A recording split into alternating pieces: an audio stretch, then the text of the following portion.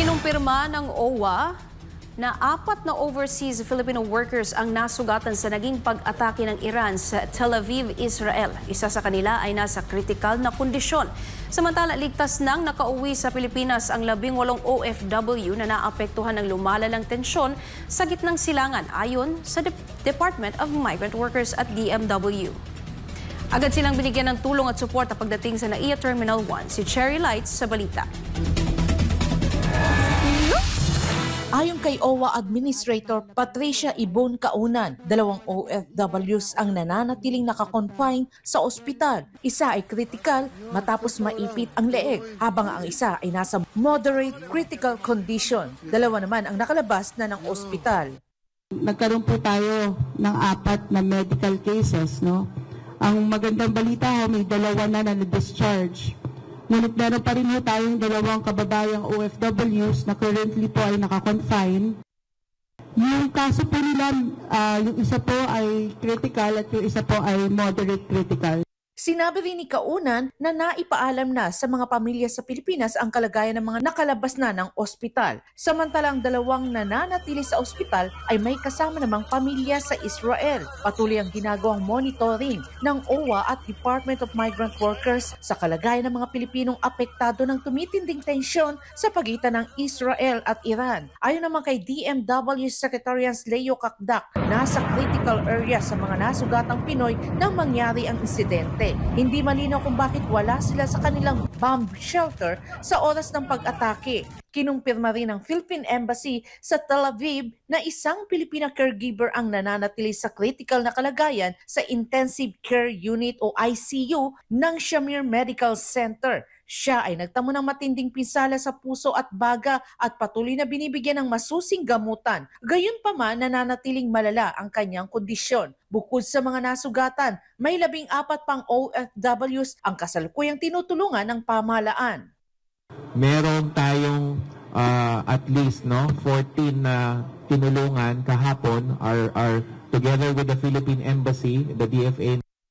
Tayo nagkaroon ng effort na tulungan yung mga nasa Rehovot.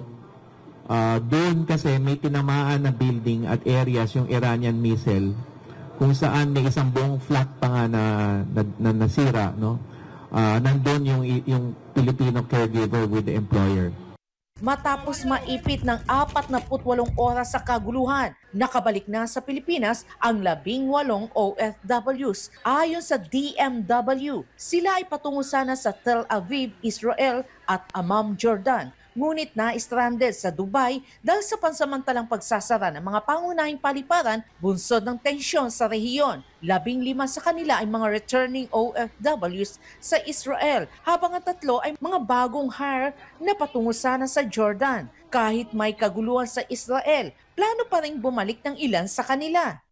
Sa tutusin po sa mga baguhang delikado, pero sa amin po kasi na medyo matagal na, parang ngayon na kasi naging ganyan kalala ngayon. Siyempre po, nasanay na din kami sa trabaho namin. At kahit na yung gera, almost twice a year meron, nasanay na din. At saka siyempre sa hirap ng buhay dito sa Pilipinas.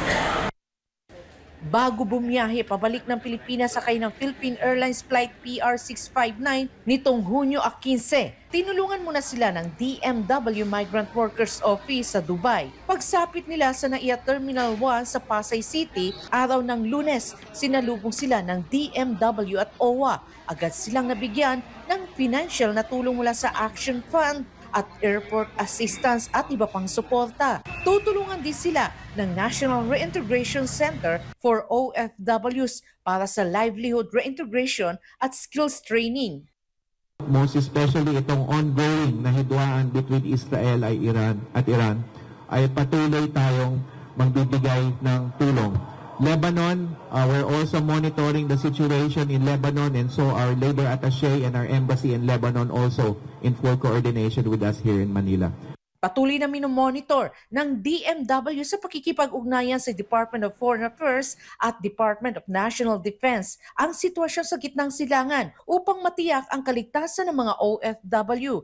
Patuloy ang koordinasyon ng DMW, DFA at Department of National Defense sa pagmamanman sa tensyon sa Middle East. Nagtatag din sila ng 24/7 help desk para sa mga OFWs at kanilang pamilya. Hinihikayat ng kagawaran ang lahat ng OFW sa Israel at Iran na manatili sa loob ng bahay, maging alerto at makipag-ugnayan sa mga embahada o sa kani-kanilang MWO. Sa ngayon, may humigit kumulang 30,000 na overseas Filipino workers sa Israel. Sa ilalim ng Alert Level 3 status, 72 sa kanila ang nagpahayag ng kagustuhang makauwi na sa Pilipinas. Para sa Diyos at sa Pilipinas kong mahal, Cherry Light, SMNA News.